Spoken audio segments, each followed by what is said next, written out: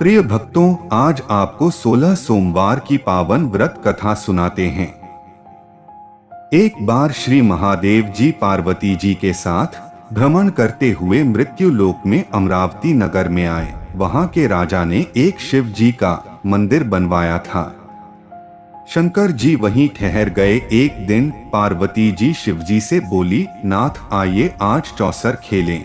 खेल प्रारंभ हुआ। उसी समय पुजारी पूजा करने को आए। पार्वती जी ने पूछा, पुजारी जी बताइए जीत किसकी होगी? वह बोले, शंकर जी की। और अंत में जीत पार्वती जी की हुई।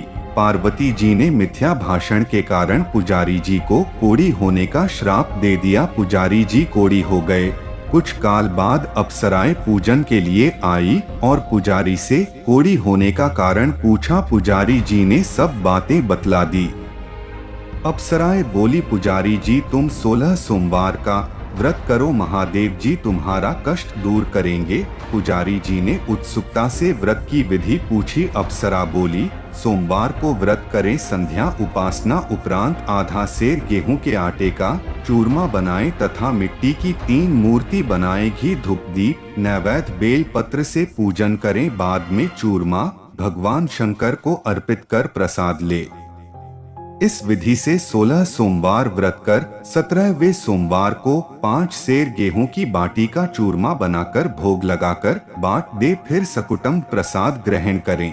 ऐसा करने से शिवजी तुम्हारे मनोरथ पूरा करेंगे। यह कहकर अप्सरा स्वर्ग को चली गई। पुजारी जी यथा विधि व्रत कर रोग मुक्त हुए और पूजन करने लगे। कुछ दिन बाद शिव पार्वती जी पुनः आए। पुजारी जी को कुशल देखकर पार्वती जी ने रोग मुक्त होने का कारण पूछा। पुजारी जी की कथन अनुसार पार्वती जी ने व्रत किया। फलस्वरूप कार्तिकेय जी पार्वती माता के आज्ञाकारी हुए। कार्तिकेय जी ने भी माता पार्वती से पूछा कि क्या कारण है जिससे मेरा मन आपके चरणों में लगा। पार्वती जी ने वही व्रत बतलाया। कार्तिकेय जी ने भी व्रत किया। फलस्वरूप बिछड़ा हुआ मित्र मिला। उसने भी कारण पूछा। बताने पर विवाह की इच्छा से यथा विधि व्रत किया। वह विदेश गया। वहां राजा की कन्या का स्वयंवर हो रहा था।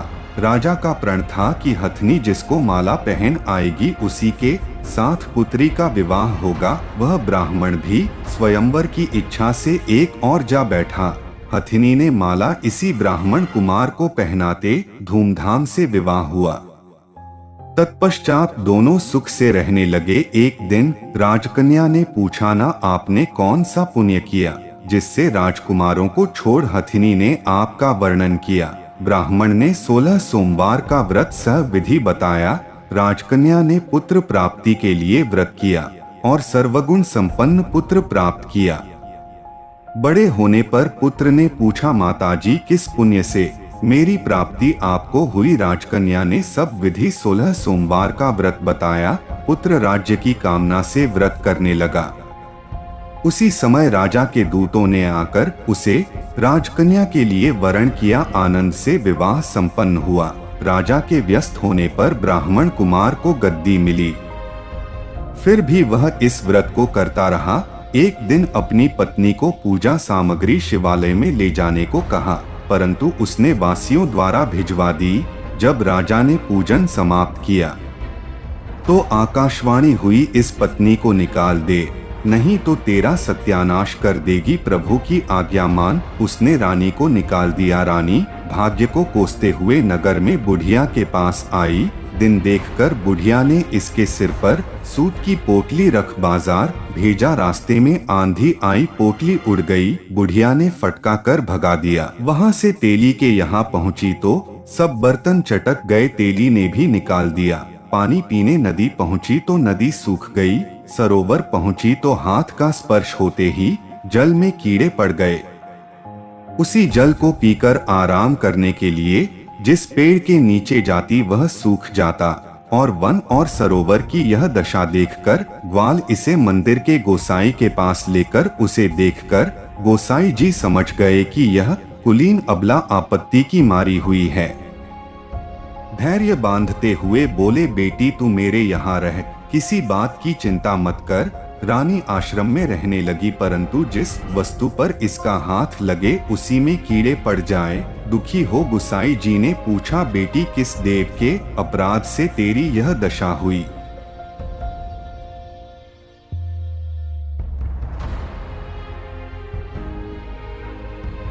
मैंने पति की आज्ञा का उल्लंघन किया और महादेव जी की पूजा नहीं हुई। गोसाई जी ने शिवजी जी से प्रार्थना की। गोसाई जी बोले, बेटी तुम 16 सोमवार व्रत करो।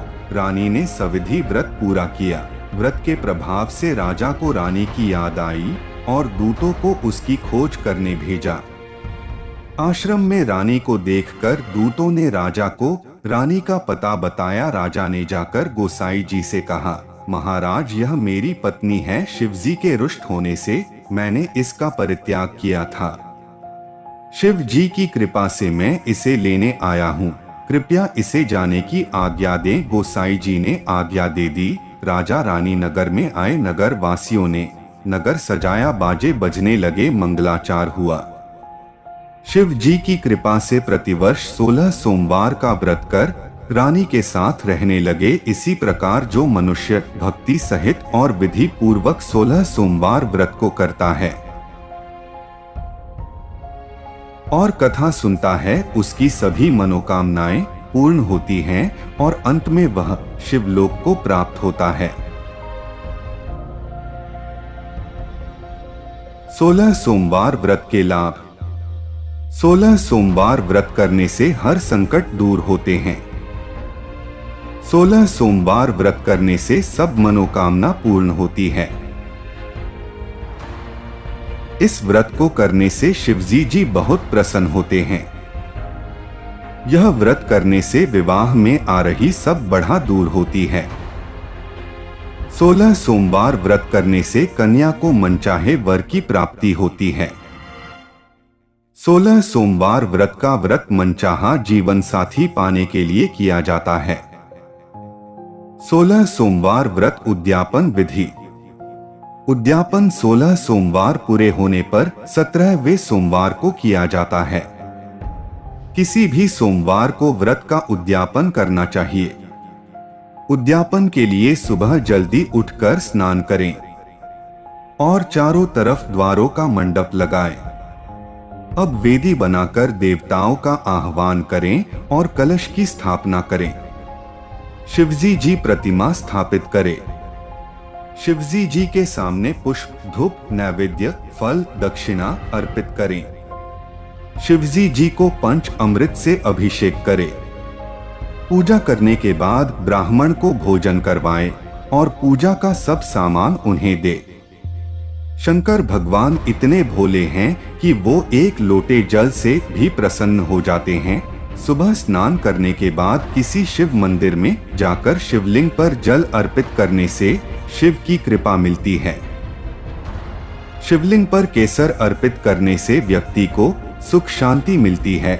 वहीं शक्कर से शिवलिंग का अभिषेक करने से समृद्धि में वृद्धि होती है और दरिद्रता दूर होती है। ऐसा माना जाता है कि भगवान शिव की पूजा अभिषेक से शुरू करने से पूजा की प्रभावशीलता बढ़ जाती है। परंपरागत रूप से भगवान शिव का रुद्र अभिषेक दूध, दही, शहद, घी, चीनी, नारियल पानी, पवित्र राख, चंदन का पेस्ट, फलों के रस आदि से किया जाता है। शिव शंकर को खुश करने के लिए सोमवार के दिन नंदी यानी बैल को हरा चारा खिलाएं। इससे जीवन में राजा महाराजा जैसी सुख समृद्धि आती है और मन प्रसन्न रहता। हर हर महादेव। जय कैलाश पति सदा आपकी जय हो। ऐसी और नई नई कथाओं को सुनने के लिए वीडियो को लाइक और चैनल को सब्सक्राइब करना ना भूलें। मिलते हैं फिर से एक नई कथा के साथ।